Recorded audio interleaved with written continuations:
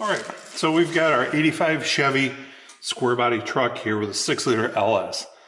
Yes, your eyes aren't playing tricks on you. The square body, somebody's done a conversion and they've put an LS in it. And if you look at it, this truck's got less than 700 miles on it. We can see some discoloration already from the wires that were put on it because it's got the headers. And so we're now going to upgrade and put our performance wire set on here. It's got the appropriate matching ends here where it plugs onto the coil. And we've got our protected boot here.